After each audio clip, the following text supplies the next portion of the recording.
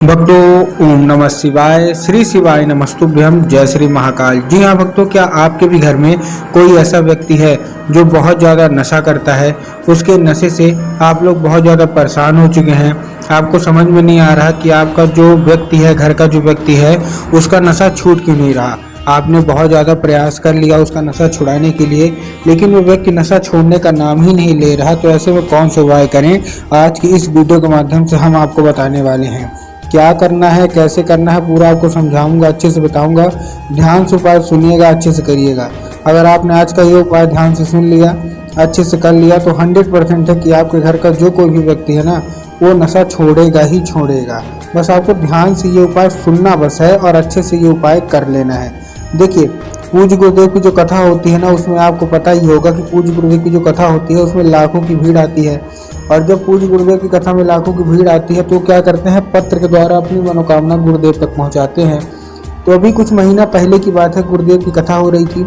गुरुदेव की कथा में लाखों की भीड़ आई, और जब गुरुदेव की कथा में लाखों की भीड़ आई तो उन्होंने क्या किया, पत्र के द्वारा अपनी मनोकामना गुरुदेव तक पहुँचाया।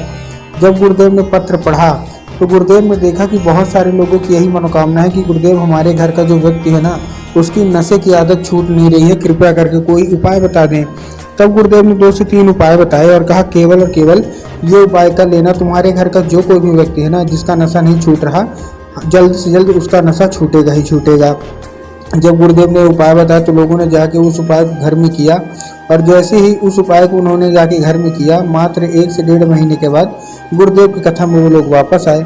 जैसे ही गुरुदेव की कथा में वो लोग वापस आए, उन्होंने गुरुदेव को फिर से पत्र लिखा, लेकिन इस बार का जो पत्र था ये गुरुदेव को धन्यवाद के रूप में पत्र था कि गुरुदेव धन्य हो आपका, आपके द्वारा बताया गया उपाय हमने कर लिया है। हमारे घर का जो व्यक्ति था ना, जो कि बहुत ज़्यादा नशा करता था, उसने पूर्णतः नशा छोड़ दिया है, आपका कोटि कोटि धन्यवाद।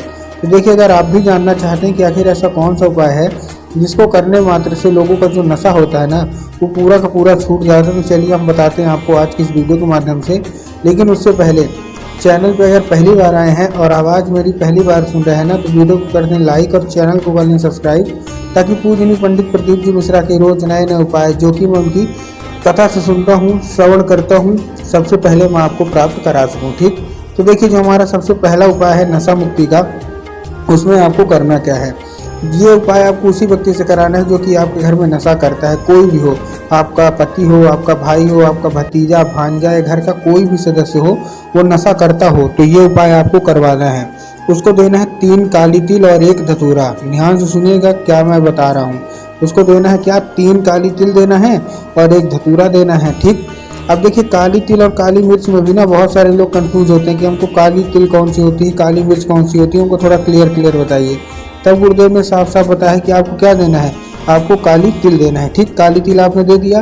काली तिल देने के बाद आपको क्या करना है, उसको 1 धतूरा देना है। जब आप धतूरा देंगे तब आपको ध्यान रखना कि धतूरा अच्छा होना चाहिए, हरा होना चाहिए, कहीं से खंडित नहीं होना चाहिए, कहीं से टूटा फूटा कटा फटा ऐसा सब नहीं होना चाहिए। ठीक, उसके बाद आपको क्या करना है, जैसे आपने ले लिया ना, उसके बाद आपको करना क्या है, उसके बाद आपको भेज देना उस व्यक्ति को सीधा सीधा शिव मंदिर। अब जैसे ही व्यक्ति शिव मंदिर पहुंचेगा, उसको बोलिएगा कि दक्षिण दिशा में खड़ा हो जाए और उत्तर की ओर अपना चेहरा कर ले। ठीक, कहाँ, दक्षिण की ओर खड़ा हो जाए, उत्तर की ओर चेहरा कर ले। अब देखिए, दक्षिण और उत्तर में भी ना बहुत सारे लोग कंफ्यूज होते हैं कि दक्षिण कौन सा होता है, उत्तर कौन सा होता है, हमको थोड़ा साफ साफ बताइए। तब गुरुदेव ने साफ साफ बताया है कि आप जिस भी शिव मंदिर जा रहे हैं, उस शिव मंदिर का जिधर साइड जलाधारी होगा, आपको अपना चेहरा उधर साइड करके खड़े हो जाना है। ठीक, खड़े हो गए। खड़े होने के बाद आपको क्या करना है, उस व्यक्ति को बोलना है कि श्रम्भेश्वर महादेव का नाम लेगी। कौन से महादेव का बहुत ही सुंदर सा नाम है, श्रम्भेश्वर महादेव। तो बस आपको करना क्या है, आपको श्रम्भेश्वर महादेव का नाम लेके उन्हीं का स्मरण करके आपको चुपचाप अर्पित कर देना है। बस कहाँ, शिवलिंग पे, और अपनी मनोकामना जो भी है वो मांग लेना है। पूज्य गुरुदेव कहते हैं मात्र 1 से 1.5 महीना लगेगा, आपकी जो भी नशे की आदत होगी ना, सारी की सारी छूटेगी ही छूटेगी। ठीक, ये था हमारा कौन सा, ये था हमारा पहला उपाय। अब देखिए, हमको भी पता और आपको भी पता है कि घर का जो कोई व्यक्ति नशा करता है ना, उसका जो मन होता है वो बाकी कामों में तो लगेगा, लेकिन पूजा पाठ में, उपाय में, इन सब में नहीं लगता। तो आप जितने लोग हैं, जितने महिलाएं हैं, जिनका पति वगैरह सब नशा करता है, आप उनका नशा कैसे छुड़ाएंगे। आपको इस उपाय में चाहिए 3 बेलपत्र, और 3 बेलपत्र के साथ आपको और क्या चाहिए, 3 बेलपत्र के साथ चाहिए आपको 1 लोटा जल। ठीक, तो आपने क्या किया, 3 बेलपत्र ले लिए, 1 लोटा जल ले लिया। अब आपको क्या करना है, एक लोटा जो जल है, सबसे पहले तो तांबे के लोटे में जल होना चाहिए पहली चीज़, और तांबे के लोटे के जल के साथ साथ वो जो जल है वो आपके घर का होना चाहिए। बहुत सारे लोग घर से खाली लोटा लेते हैं और ले जाके मंदिर परिसर से जल भर लेते हैं, जो कि गलत है। आपको मंदिर परिसर से जल नहीं भरना, आपको अपने घर से जल भरना है। ठीक, ले लिया। अब लेने के बाद आपको देखिए करना क्या है। लेने के बाद जो आप बेल पत्र लेना है ना, उसमें भी आपको ध्यान रखना है कि बेल पत्र कहीं से भी कटा फटा नहीं होना चाहिए, कहीं से खंडित नहीं होना चाहिए, कहीं से मुरझाया हुआ तो बिल्कुल भी नहीं होना चाहिए। बहुत सारे लोग तो एक पत्ती को ही बेल पत्र मानते हैं, जो कि गलत है। बेल पत्ती का तो कोई बेल पत्र होता ही नहीं है, मतलब तीन पत्ती का तो एक पत्ती का तो कोई बेल पत्र होता नहीं है। तीन पत्ती मिलकर जो बेल पत्र बनती है ना, वही बेल पत्र आपको लेना है। ठीक, ले लिए। अब लेने के बाद देखिए आपको करना क्या है, पहुंच जाना है सीधा सीधा शिव मंदिर। अब जैसे ही आप शिव मंदिर पहुंचेंगे, शिव मंदिर पहुंचने के बाद आपको करना क्या है, जैसे आप शिव मंदिर पहुंचेंगे, शिव मंदिर पहुंचने के बाद आपको एक लोटा जल अर्पित करना है बाबा भोलेनाथ की शिवलिंग पे, और बाबा से उसको औषधि के रूप में मांगना है कि बाबा कृपया करके हमको इसको औषधि के रूप में प्रदान करिए, हमारा जो पति है ना वो बहुत ज़्यादा नशा करता है। अब क्या होगा, अब जब वो जल जलाधारी से नीचे गिरेगा तो वो साधारण जल नहीं गिरेगा, वो क्या है, वो औषधि वाला जल गिरेगा। ठीक, तो आपको करना क्या है, आपको किसी दूसरे पात्र में, कोई भी कटोरी हो, गिलास हो, आपको क्या कर लेना है, भर लेना है। भर लिया।